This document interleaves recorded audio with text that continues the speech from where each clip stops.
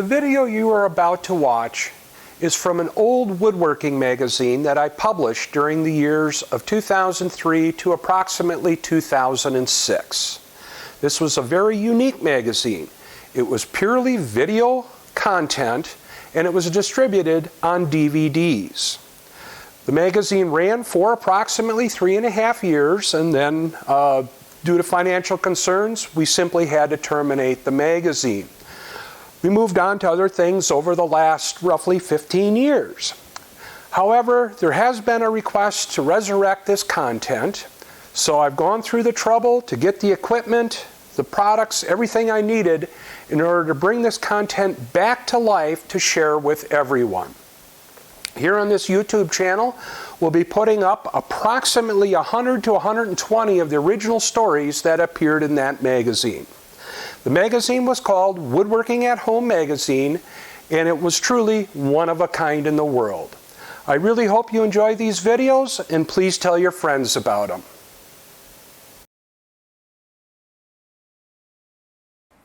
Welcome to A Turn for the Better. I'm Dick Singh. Today, for this issue, we're going to take and turn a small bottle and brush. They're very handy for keeping finish in, where you don't have to always continually clean your brush out. Doesn't seem to skin over with a tight sealed jar. Everything's fine. This is the one that I will be doing. It's made from a spice jar. I use a little 3/8 poly nylon bristle brush, and naturally I'm going to use some hard maple. Any wood would do, but I kind of like the figure. I've been using one for many years, and I have a little larger one right here for sometimes I need bowl work, but I've made the smaller ones and I think they're probably a little bit better. I have placed a piece of hard maple in the chuck. The size is going to be determined by whatever you use as a jar and lid. As you can see, I have plenty of stock, so I can embed the cap down into our wood. My initial cut is going to be just to true up the outside of the lid.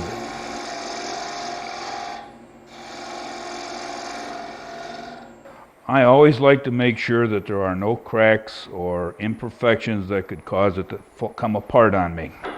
Now I'm going to true up the face.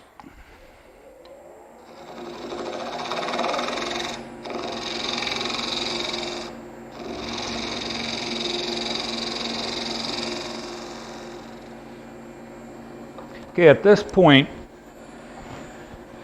we want to take and find out what our lid diameter is, which mine is roughly 1 7/8 inches. If I use a parting tool to embed my cap down into this block, the edges are going to fall out top and bottom as I go deeper. This will flare the wall of the cap. So what I use will be a 1/4 inch square scraper. I have relieved the sides and the front a little bit so that they do not interfere with the wall. This will give me a proper straight wall that will fit tightly to my cap.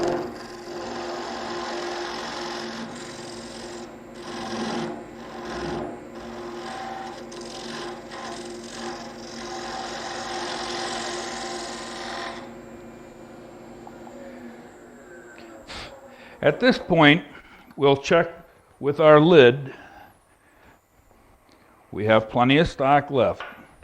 Remember, it's much easier to check and take off a little more than to try and put some back on.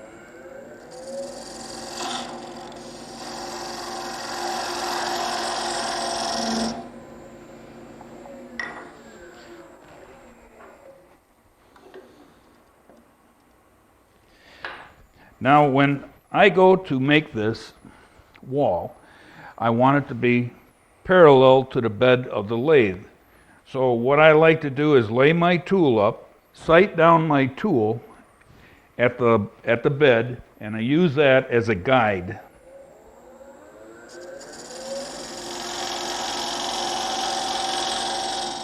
I'm still not happy with the depth. I think I should go a little deeper with it.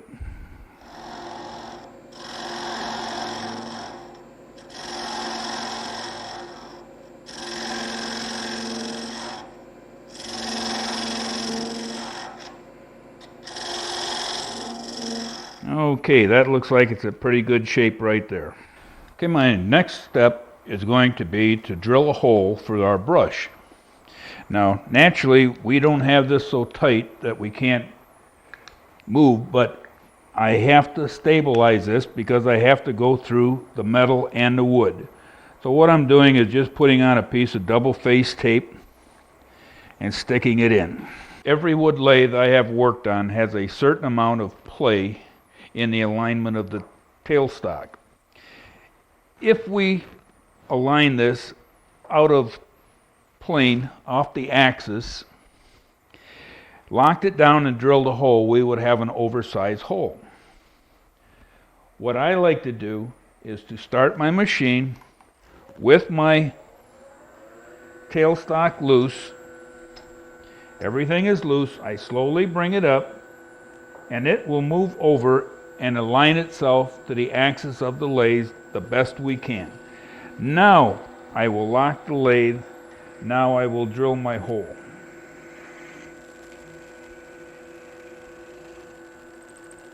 The hole that I put in here was a 1/4 inch. Went all the way through my cap. This I kind of predetermined from making other bottles. We are going to have to cut a 1/4 inch tenon on our brush that will fit through that hole. I'm putting my brush in the jar and actually measuring the depth or where I want to start cutting a tenon on the handle. You want to keep the brush off the bottom of the jar. So my particular measurement is going to be about 3 3/4 inches. I want to protect the bristles on my brush from being damaged while I turn my tenon. So what I'm do is I'll just take a piece of paper and tightly wrap the brush and bristles, and a piece of tape to hold it all together. I have already got the depth of my brush. Now I'm going to mark off a good inch. That will be for my tenon. I'm going to put my brush into a chuck with long jaws, mainly because I have it. If you don't, you can still grab it with your regular jaws and have no problem doing so. You notice how I opened those jaws up so I didn't damage the bristles. Okay, it looks like it's pretty good. I'm going to bring my tailstock up. I'm going to take a parting tool and cut my shoulder.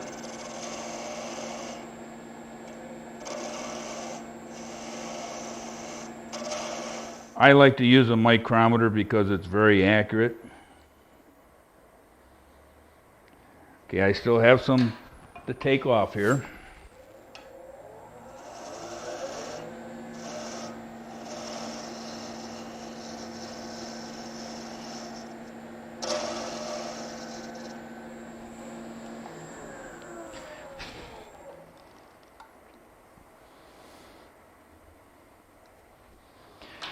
Pretty good shape. I'm going to take a little skew and finish off my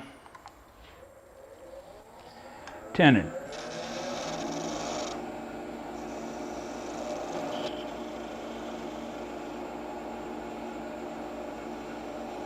I want it to be snug, but I don't want it so snug that I can't get it together. Cleaned up that shoulder a little bit, and I should be finished with the brush. Good.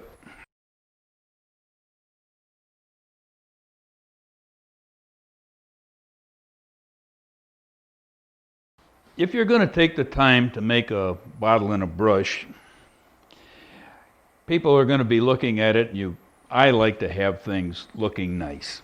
So I'm going to put an inlay around my brush. I'm going to use a piece of ebony that I had laying around.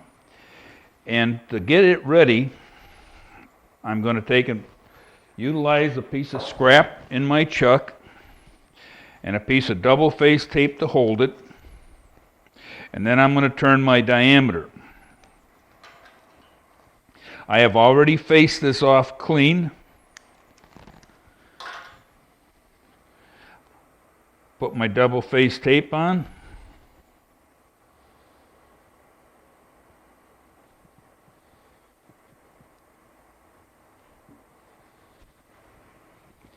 And now I'm ready to turn it. It doesn't have to be perfectly concentric at this point because we're going to make it concentric.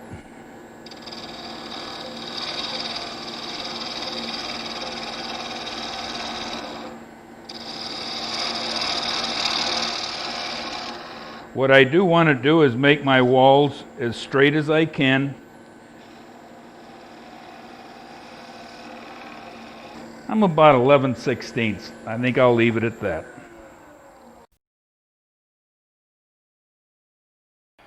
Now that I have the brush with a tenon, it will be inserted through the lid, through our wooden lid when we're finished, and I will put a handle on the brush kind of to match my outside of my jar. So at this point, I'm going to drill and get ready for that operation. Again, remember to leave your tailstock loose. Let your drill seek its center, which it has right now. Lock it down. Now drill your hole.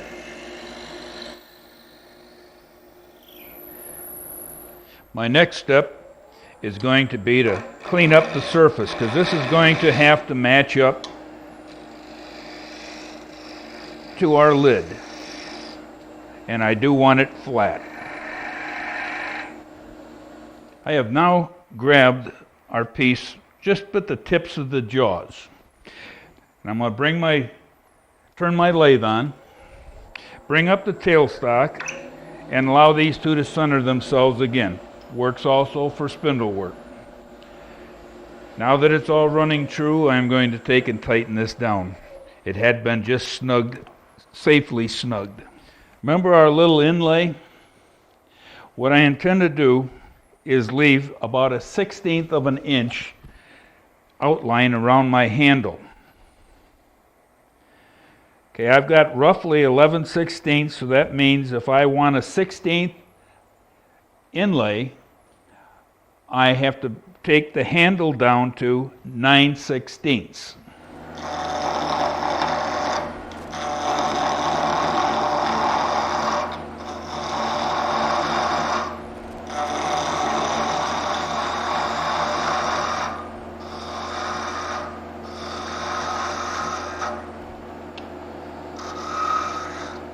When I say I'm taking this down to 9/16, what I'm saying is I'm taking it 1/8 of an inch less in diameter than our inlay. Half on either side leaves me 1/16. I'm going to take one last fine cut, and I should have my diameter. While I'm at it, I might as well get rid of some of my bulk material.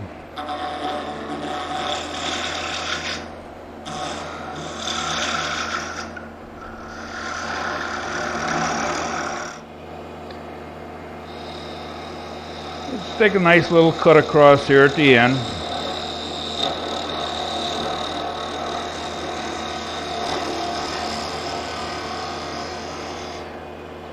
What we've done is set our diameter where our tenon is going to go and reduce some of the material.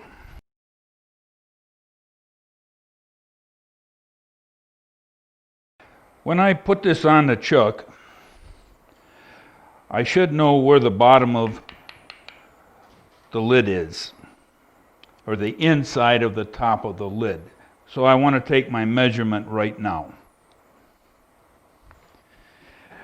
Now, if you don't have a chuck that will go inside, such as mine does, you can take a piece of scrap and make a jam-fit chuck.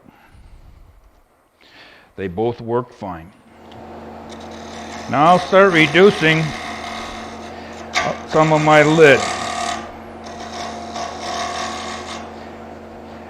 Roughly where that bead is left is the inside of the lid.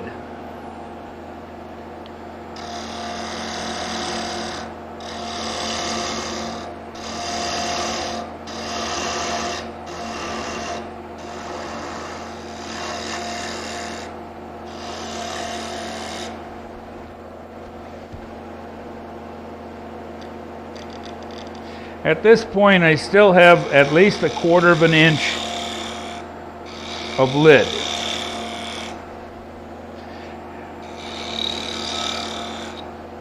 I still have sufficient amount of material here, roughly 1/4 of an inch, maybe a little less. But I don't want to take this so thin that I lose the strength for the handle. At this point, I'm going to inlay my little ebony dot. I'm just kind of laying out and giving myself an idea of where this is going to be. I'm going to use the same 1/4 inch scraper that I used to clean out the inside.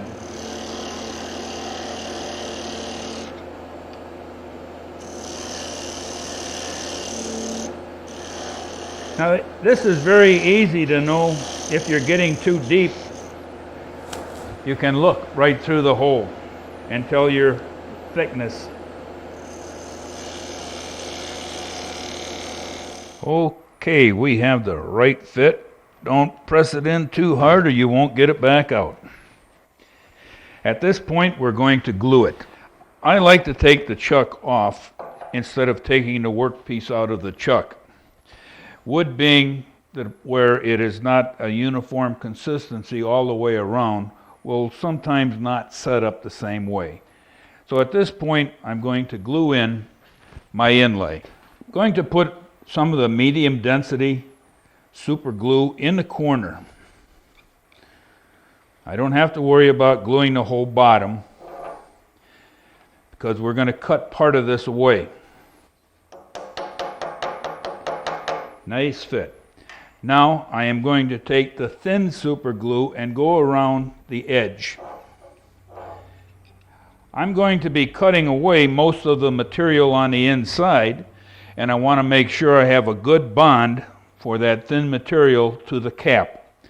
Hit it with a little accelerator, and we're ready to remount it.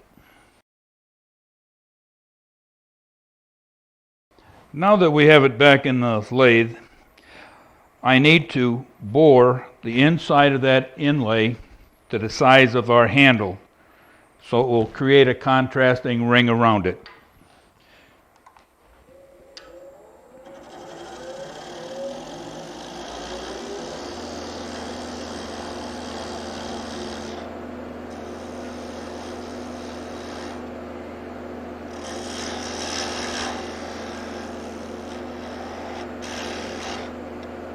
It's easy to tell when you hit the bottom of the hole. The color changes.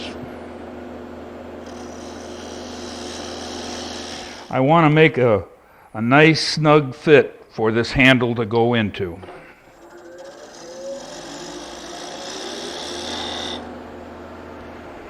At this point, we want to glue this in. I want to make it as concentric as I can.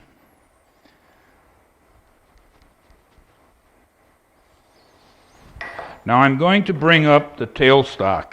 Again, I'm going to allow the tailstock to be free. Let it find its center. Lock it down. Now I'm going to bring my dead center or live center in. And we've got it actually between centers. Now I'm going to take and leave the tailstock where it is and pull out my handle. Make sure your dust is out of your hole. I'm going to take the medium density and put it on my handle.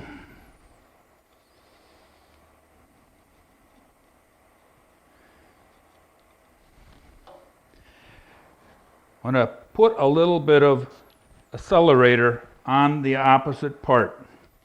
Now, the reason I left this was so that I could take and fit everything together quickly, because super glue and time wait for no man.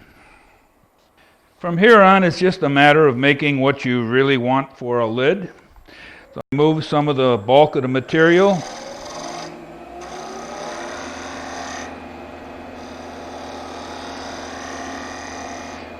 Remember, you've got 1/2 inch to the lid on the inside, so be gentle.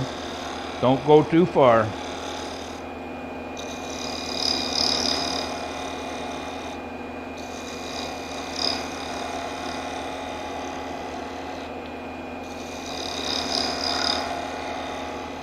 How far you take down the diameter is strictly up to you.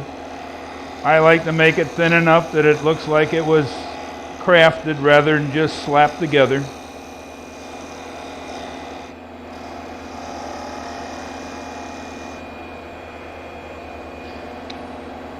Break your corners. You don't want them cutting you. At this point, I'm going to clean up the handle.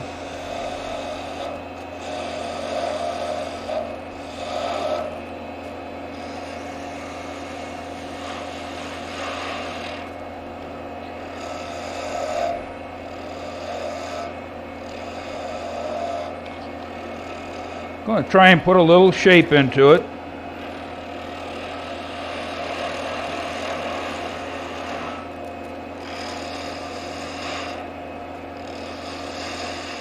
I'm going to use a little skew to straighten things up.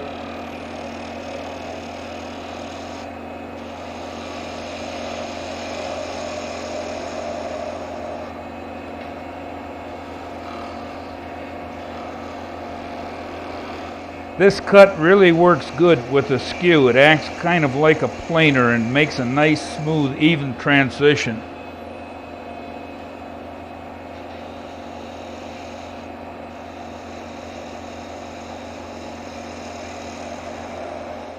This curve here, if I tried to do it with a skew, I would be cutting uphill. So I've got a very pointed scraper. It reminds me very much of a skew, only the angles are more acute. And I use it in a high cutting position, and it will allow me to take and throw this form in here.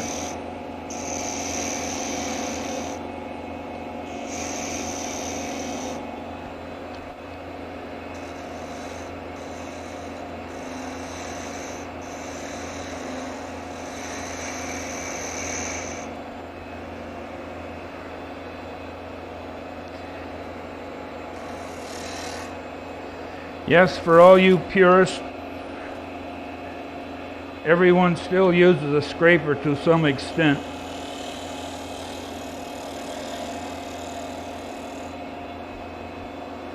Right in this corner, I'd like to have a nice transition. So I'm using a little 1/4 inch round nose scraper. Only I'm standing it up in a shear scrape mode and just going to come through that corner and blend it into a round corner. Not really scraping, I'm cutting.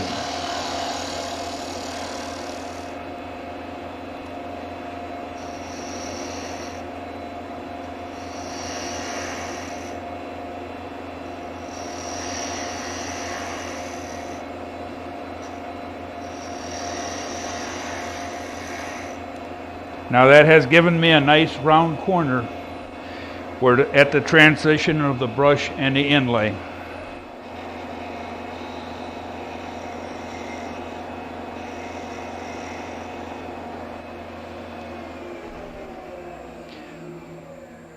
Okay, I'm satisfied with the shape of that. I'm going to sand at this point. When you go to sand, start out with the appropriate grit. What do I mean by that? I'm starting out with 240, probably, which is a little finer than what most people will. On the other hand, if you need to start out with something like 36 grit, I think you better get a little better tool control. But always use a sandpaper that is heavy enough to get out your initial flaws.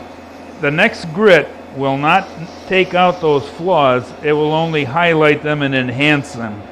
When I'm done with the cloth, I like to go to paper. I feel it gives a better surface. Right now I'm using 400.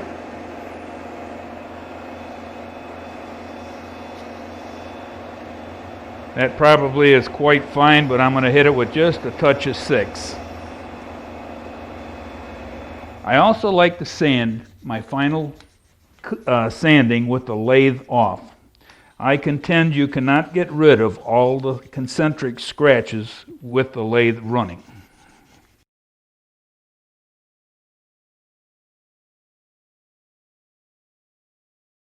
Looks pretty good. At this point, I'm going to put some finish on it. My choice of finish is just plain deft semi-gloss straight out of the can. Brings that grain out nicely.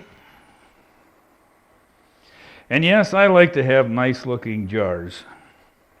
If you're going to make something, why not put some effort into it and make it look like you really intended to. Also, you see me using a paper towel instead of a rag. This paper towel will tear, a rag won't. Now we have some finish. I'm happy with this, so what I'm going to do is trim off the end of my handle. Now you have to remember you're a long way away from the chuck and a glue joint.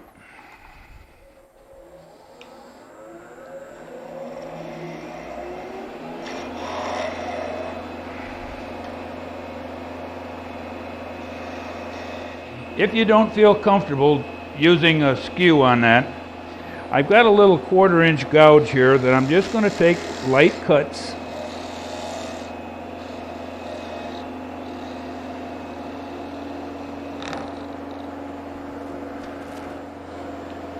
To sand it back just a little bit into the finish, and that will blend it.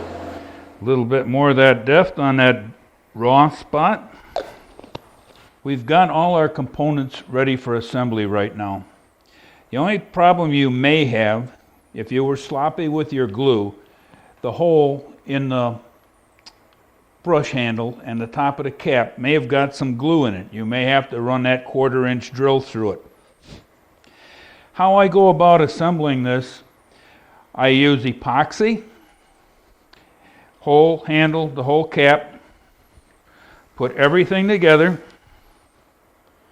Make sure you don't have any on your inside of your cap.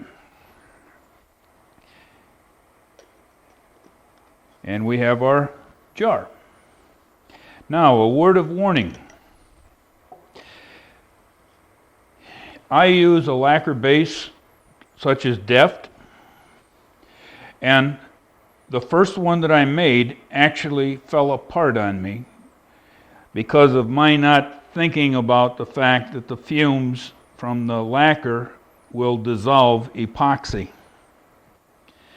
The last step you want to do is take silicone adhesive and cover this little small joint. That is impervious to lacquer thinner and will solve your problem. Another thing I like about the little jars, or what I like to use, is a metal cap with threads rather than the 4 crimped ones, as this seems to seal nicer. Make the jar in relation to your project. I like to do a lot of small projects with exotic woods, and the dust from, say, cocobolo, ebony, some of the oily woods will take and contaminate your finish and give it a color. So instead of making a quart jar, just take and make a small one and you can throw them away. throw the finish away, not the jar. You spent too much time making that. I hope you enjoyed this Issues project. And I'm Dick Singh, capping off this issue. I sincerely hope you enjoyed watching this video. If you truly enjoyed it, please help us share this information with the rest of the communities. Please hit the subscribe button, give us a big thumbs up, and be sure to tell your friends about this channel. Thanks again for watching.